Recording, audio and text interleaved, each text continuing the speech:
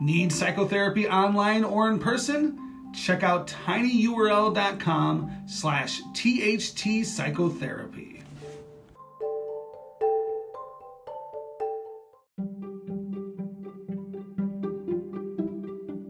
The George Brassey Podcast is made possible with funding provided from Brassey Global Strategies, LLC, a leading political consulting, public policy, government affairs, and research firm.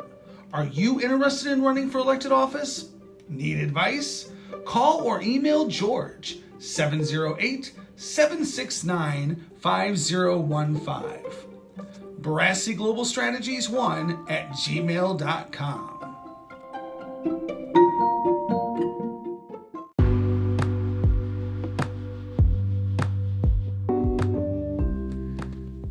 Before we get to the interview, I just want to tell you about our newest sponsor, Union Signs and Printing. Union Signs and Printing is a union sign shop located near Chicago, Illinois, that specializes in the production of corrugated plastic lawn signs used in applications ranging from political and election usages to unions, schools, and businesses. They also produce a vast array of other products, including American-made, union-printed t-shirts, banners, bio cards, literature, door hangers, business cards, and trifold. Get a hold of Union Signs and Printing at 815-740-1688 or find them on the internet at unionsignsandprinting.com. And don't forget to tell them you heard about their services on the George Brassey Podcast. Hey everyone, it's George. I'm so glad to welcome School Board President of School District 163 and former Alderman of the First Ward in Chicago Heights, Walter Mosby, to the podcast. Walter, thanks for coming on. Good morning, George. Thank you for having me. Walter, can you tell the listeners a little bit about your background and your backstory and who you were before you became an elected official?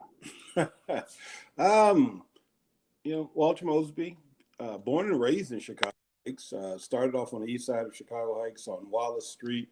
In 1966, my family moved to the Beacon Hill area, where I attended Park Forest Chicago Heights School District 163 from kindergarten through 8th grade, and then graduated from the high school's District 227 Ridge Central High School.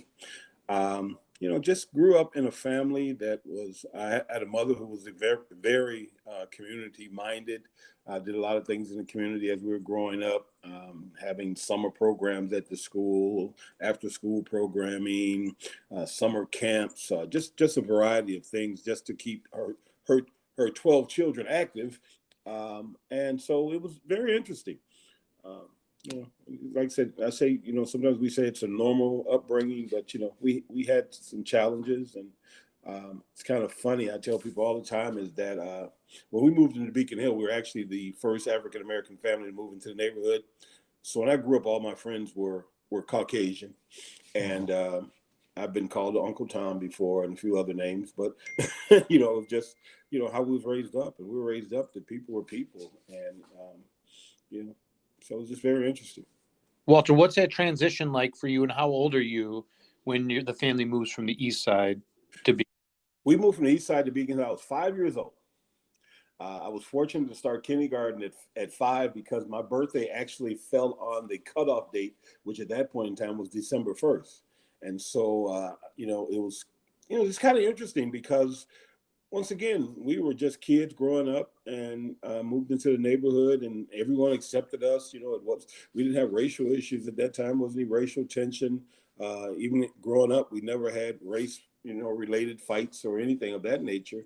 And so it was just a good upbringing. To transition from the east side, like I said, I was so young, and I guess I was just naive, and so I accepted people for who they were, and they did the same with me. Walter, what's it like to have 11 siblings growing up? Well, there's never a dull moment. I tell people right now, one of the things that growing up with 11 siblings, I do not like standing in line to eat. It was kind of interesting growing up. We all ate dinner together, breakfast together, and Mom would make everyone's plate, and we sat around, and no one could eat until everyone's plate was made. Wow. And so that waiting, that anticipation, was just kind of interesting, but like I said, Growing up, like I said, with the 11 siblings, we all are pretty much the same and different. It's kind of funny. I never forget. My oldest sister, Marcia, actually played tennis in high school. And once again, at that time, when she transferred from Bloom High School to Ridge Central High School, she was the only African American. Well, actually, I think she was the only African American girl in the school. And her and my brother and one more African American who actually their family had actually lived in Olympia Fields in the 60s, was at the school. And so she played tennis. My brother played basketball there. And so, we got in early, to being active and, being athletes and, just doing the things that we needed to do. I never forget one time, it's kind of funny, the segue from just being a normal guy to politics is that when I was in high school, me and two of my other sisters were members of the student council in high school. And so give you a little taste of organizing and being involved in activities that would lead, pretty much to my path to a political process. Walter, in that family with the 11 siblings, where are you at in the birth order? I'm at the bottom tier. I'm like I said, I'm in the bottom quarter. I have three siblings younger than me, and so that means I have 8 older, and so it's kind of interesting. That I tell people we come from a family of pecking order, and so when we got in the car, everyone knew where they had to seat because the oldest sat in the front, and so on and so forth. And my mom used to drive a little station wagon, and so me, my sister Monica, Raymond, and Lisa, we all got to sit in the back. If anyone remember those old LTD Ford station wagons, they had fold-up seats in the back where you can put 4 small children in there.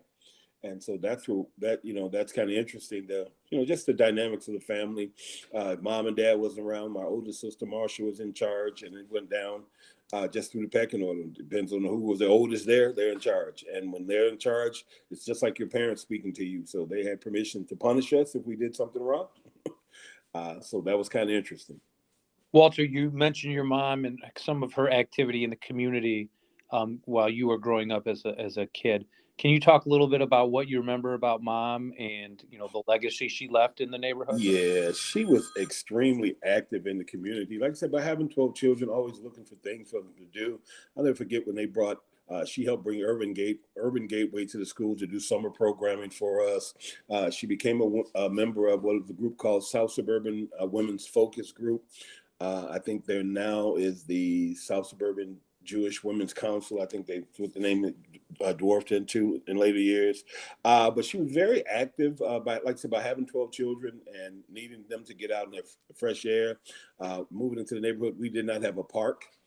And not only did we not have a park, but we also had problems getting out of the neighborhood because at the intersection of Western and Beacon Boulevard to the east and Western and North Street to the west, there was no stoplight or stop sign. And so the traffic down Western Avenue would just flow, and we would have to wait to get out of the neighborhood, especially on a busy day or Saturday mornings, days like that.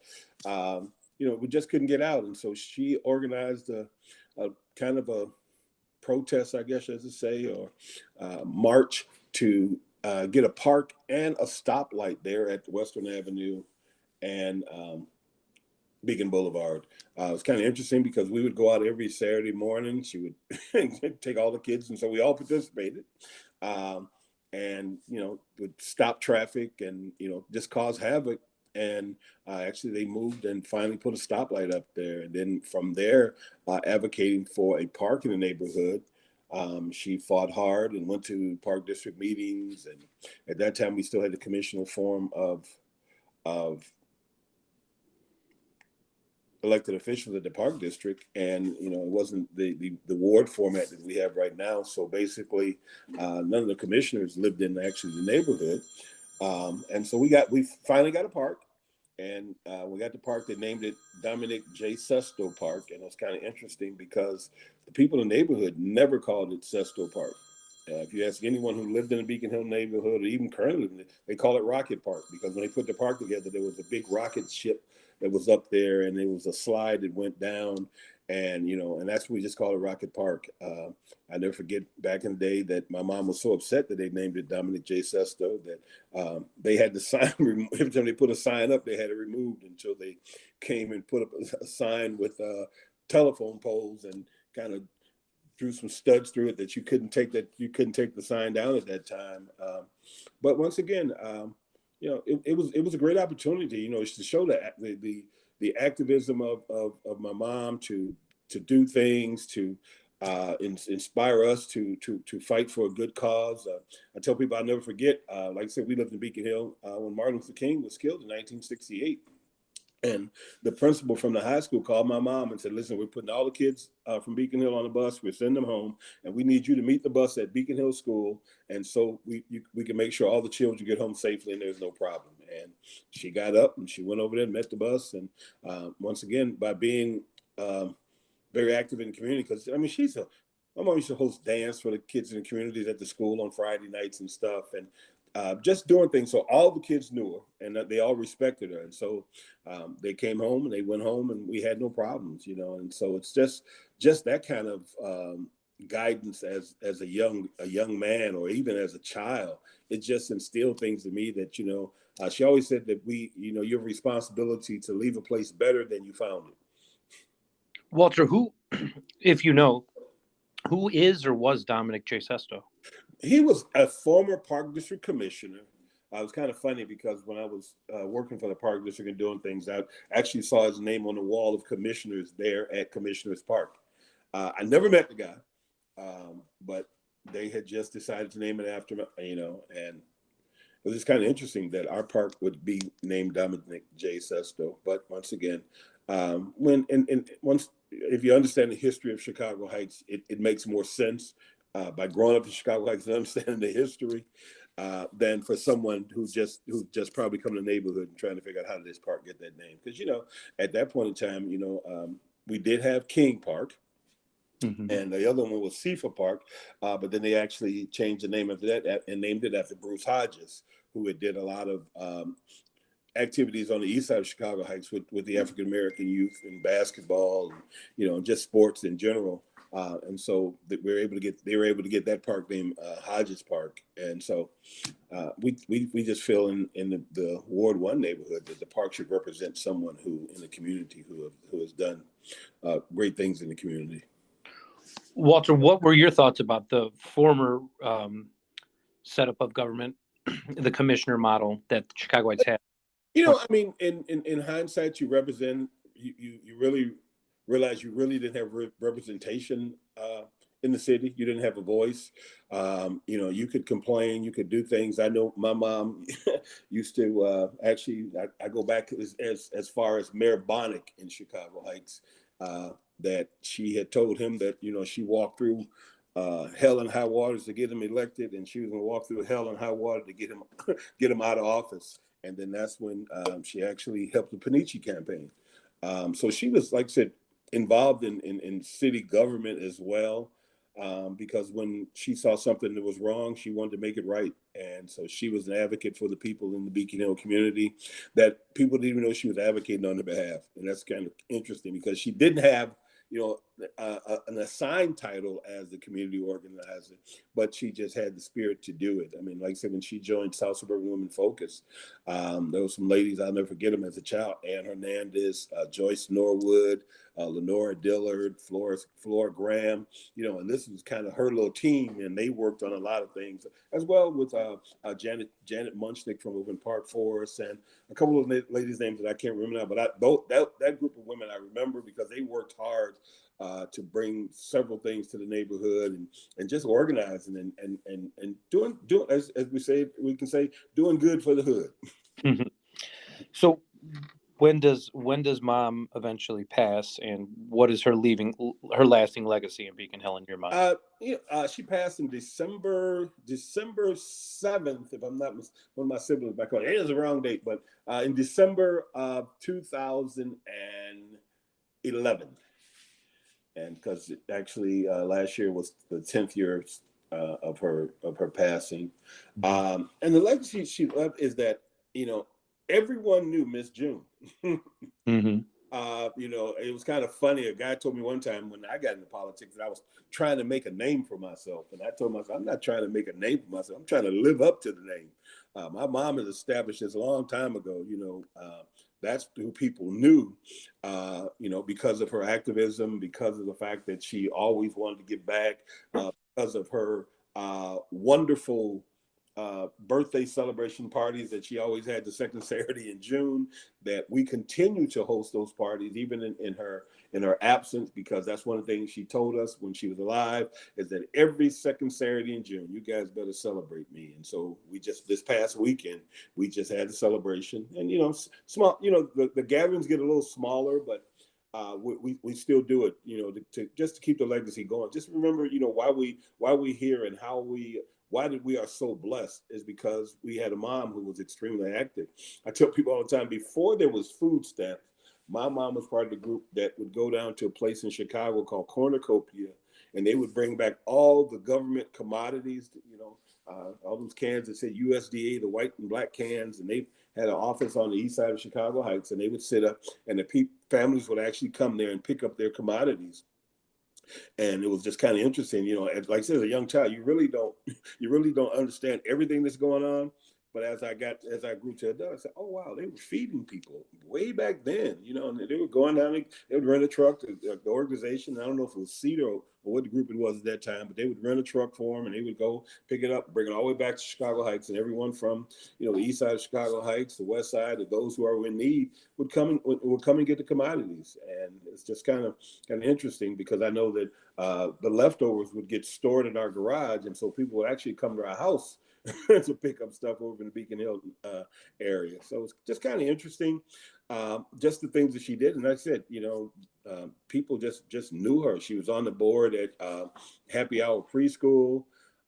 Just like I said, and so that's what people, that's where I get it from. I get it from her. I get it from her to want to help, to want to make life better.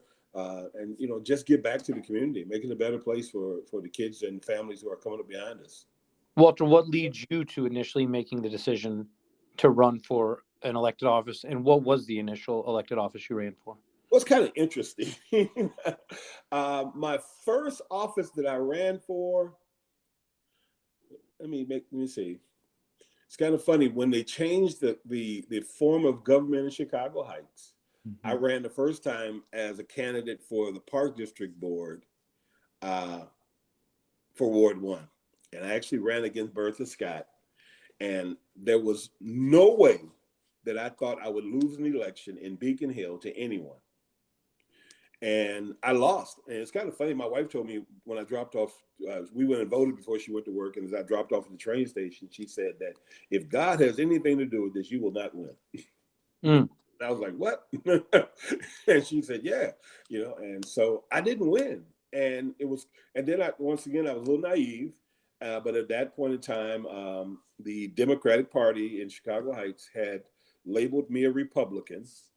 And I didn't win because, the people in the neighborhood, when they changed, they were for whoever the Democratic candidate was, that's who they were going to vote for. And so I lost to Miss Bertha Scott. Like I said, I couldn't believe it, but I did. And, it was a little tough lesson, because it was kind of funny. It was in the Star newspaper about after that election that the Mosby family had stole $200 and some thousand from the Park District, and it was kind of interesting. And the interesting part about it is that I'll never forget. I confronted the current mayor. At that time, he was just a political activist with the Chicago Heights, I guess, Democratic Party. I was kind of naive, and I ran up to him. What are you putting in some of the paper to my son? I haven't stolen anything. And it's kind of funny. We laughed about it later on, because a program that I was running, it was an unbudgeted program for the Park District, but they allowed me to do some after-school programs in, I think, 6 or 7 of the elementary schools in Chicago Heights, and to provide some community after-school recreational for kids and stuff. And Dave Dunn had kind of signed off on it. At that time, Dave Dunn was the superintendent of the Park District, and Jim Ferris was actually the board president. And so they had said, okay. But what happened was that everything that they did that was basically not a budgeted item, was put in that line item. And so it looked like that, we had spent an excessive amount of money doing things. But we kind of squashed that. That's what I really learned about politics, Mm-hmm. that it's not nice, and people say or do what they need to say or do to win. Mm-hmm. So that's one of the things that I don't really like about it, but it is what it is. And so then I ran for the Park Forest Chicago School Board, and I lost that election as well. I lost my first 2 elections. A lot of people don't know that I've won ever since then, but I lost my first 2 elections. Mm-hmm. But once again, being a political novice, I pretty much did stuff on my own. And I realized that, party affiliation in some neighborhoods is a must. So you lose your first 2 elections. When do you take the first W? I think the first W. Actually, I ran as a write-in candidate for the Chicago Heights Park School Board, and I won. It was kind of funny. I won that election, and 2 years later, I became the school district board president. And I'll never forget, my niece was at a Village of Park Forest meeting, and at that time, John Ostenberg was the mayor, and he said, "You guys have this guy. He gets 18 of his family members to vote for him. He wins the election. Now he's my school board president." And it's kind of interesting because, like I said, in the write-in, I actually won 18. The other guy got 18. I got 43 votes. Wow. But, and that was my first W. And then, I continued to win school board elections. Even within that process, I actually lost an election because I ran against Alderman White. And can you, before you talk about that, can you tell the listeners a little bit about who Alderman Willie White was? Oh, Alderman Willie White, legendary stand in Beacon Hill. was the second seated alderman once we got the ward format for aldermans. He replaced the former Alderman Robert McCoy. Alderman White is also a Chicago Heights and Beacon Hill legend. He did a lot of work on football programs back in the day. Him and Don Passmore had ran a tackle football program for the city. Well, actually, they had actually ran it. Wasn't for the city of Chicago, but it was in the city of Chicago Heights. He had also did a lot of things. He was the grand, the exalted elder at the Elks Lodge in Chicago Heights. You know what? When I actually took his place after his passing, a lot of times you don't know what a person does until you walk a mile in their shoes.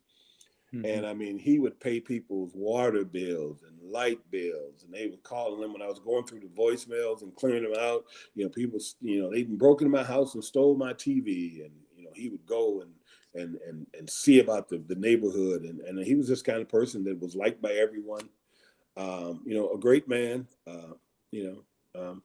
There's nothing bad I can say about Alderman White because he beat me as well.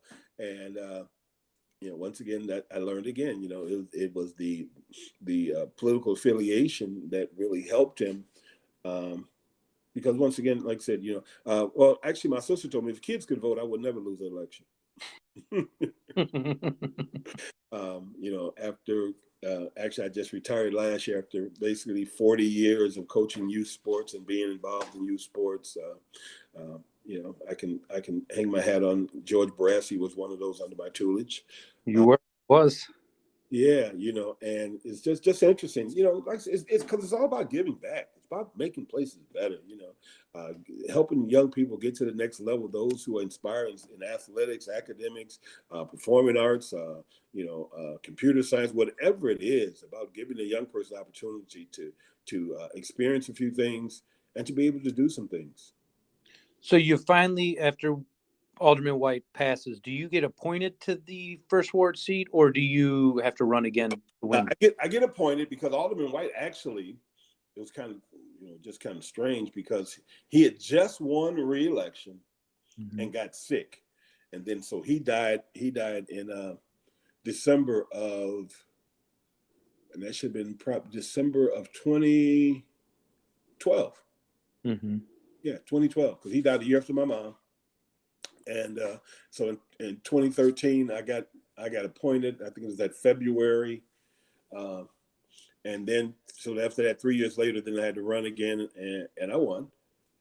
And, all good things have to come to an end. And so I decided I wasn't going to run again. And Alderman Smith kind of took my place. When you think about your career in public service, do you find yourself being more interested in the school district work as opposed to city work, or has that changed throughout your life? No, you must know my heart. No, actually, it's kind of funny. It was more fulfilling to serve on the school board than city council. And the difference is because the decisions we make at the school board, we can see them almost instantly. Decisions we made that I made, during my time on city council, some of those things are just now happening. Mm-hmm. It's a process that, you approve something and then it doesn't happen to 2, 3, maybe 4 years later, it finally comes to fruition. At the school district, if we say we're going to build something, next year we breaking ground, we're doing something. If we're going to buy something, it's delivered the next month. And so it gives you, that almost immediate gratification that you've really done something good. And so you can see it, and then to be able to see the light of children glow up when you give innovating things and bring new buildings. It's kind of funny when we got the money to build the STEM lab over at Barack Obama School. One kid walked in and said, "Man, Mr. Mosby, I think I just died and went to heaven." And it was because of the fact that he was just in awe of all this innovation that we were bringing to the school of children of color. When you think about minority school districts, a lot of times we don't have the accessibilities to a lot of the advantages of our northern suburban friends. And so when our kids get an opportunity to have hands-on, to have a computer lab. We now have an Amazon incubator center in our district. Just a lot of things that are going on. We have recording studios. The kids, make their own film. They sets and performing arts school that they design the set. They make costumes. They do everything. To give them that hands-on experience is just something that I can smile about because I see a smile on the child's face. Walter, you also, in addition to your political work and your public service, you also are a pastor. Yes. Can you talk a little bit about your faith journey? Yeah, some people, I guess, would say, you must not have enough to do. It's kind of funny because I tell people that being in ministry is something that I never kind of imagined, but I found myself, in pretty much a dark place early in my mid 20s, and just was looking for guidance and direction, and met with my pastor at the church. I was in and out of the church, and he said, "Well, you might be called into the ministry. You need to pray about it." And I prayed about it, and it's kind of funny. I tell people that I heard the voice of the Lord say, "You're going to preach or you're going to die." And I knew I was spiritually dead already. So I guess that to me, that meant a physical death. And as we like to say, everyone wants to go to heaven, but no one wants to die. And so, and it's kind of interesting because I landed right where I needed to be, because I landed and I became the youth pastor at the church. And that was just my niche. I love young people, and to be able to share the gospel with them, to be able to, nurture them in a spiritual walk, and to accept and respect them as being young people. I tell people all the time is that, I don't believe in forcing religion on anyone or browbeating people with the Bible. I don't think that's what Jesus would have us to do. He would like for us to live a life before people that they can see your life and then want to, mimic your life. And so if I can't live it before people, it's kind of hard, because I tell you, a lady told me one time, she said, "Reverend Mosby, I'd rather see a sermon lived than a sermon preached." And so that's the model that I've taken, is that, I have to allow my light to shine, or my life to shine before people, that they will see something that they want to follow. And then once they see that, then I can introduce them on that spiritual walk. Walter, the last question I have are, what are 2 books you would recommend to the audience that have been important to you as a person, and why have they been important? Oh man, first book was "Who Moved My Cheese" by Dr. Spencer Johnson. It's just a book about change, really, and it's kind of funny. He talks about these two mice and two humans that he put in a maze, and long as the cheese is in that one spot, everybody's satisfied. But once the cheese is moved, or the cheese has been eaten in that spot, that when you have to, kind of pivot and do something different, people don't like that. And we talked about that once again, there's not a problem with change; it's just resistance too. And it helped me to change. And actually, it was kind of funny. It was because the book that we were actually was at a retreat at work, and it was recommended that we read it. And so basically, it was about change in the workplace, to be able to adapt to things and press your way on through and to succeed. And so it's really enlightening. It's a short book. What I really appreciate, it's only 98 pages long, I think, or 100 pages long, something like that. And it's a good read. It's a good read. I recommend it to anyone who has difficulty with change or don't like change. Just read that, and it'll kind of help you, guide your way through. And then once again, I always say the next one is the Bible. And it's kind of funny we talk about there. It's over in the book of Proverbs, the 22nd chapter, the first verse says, "A good name is rather to be chosen than great riches and love and favor rather than silver and gold." And basically is that your name is more important than anything else. That's, once again, me, both of us are the thirds. And so there's two George Barassi before you, and there's two Walter Mosby before me. And so that name carries something. And so that's what we pride ourselves in. Mom would always say, don't shame the name. When you're going up, don't shame the name. And so that's one of the things that I just hold on to, just to give you good guidance about that. A good name is rather chosen than riches and all the things, because sometimes people will sell out for anything. And especially being in politics, you have to keep grounded, because you don't have to be looking to do anything wrong. There'll be people looking for you to do wrong. And so if you don't stay grounded and open-minded, you'll find yourself in some bad and dark places, or doing some things that will get you an orange jumpsuit. Walter Mosby, if somebody wanted to get in touch with you or find you on the internet, how could they do it? You can find me. My Facebook page is Walter Mosby. You can also email me at mrmosby3@yahoo.com. And I'm open for anyone who, if you got any questions, concerns, you're thinking about getting into politics, you having struggling in ministry, whatever it may be. I'm easy to be found, and I'm always willing to share, because I think that's the greatest gift that we have, is to give back and to share with someone else. Walter Mosby, thanks so much for coming on the podcast. George, thank you, and have a great day. Take care. All right.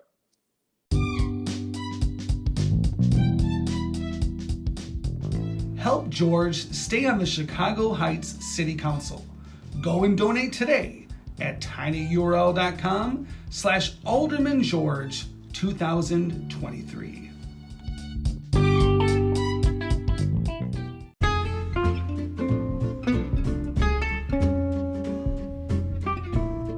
Need more George? Like his pages on Facebook.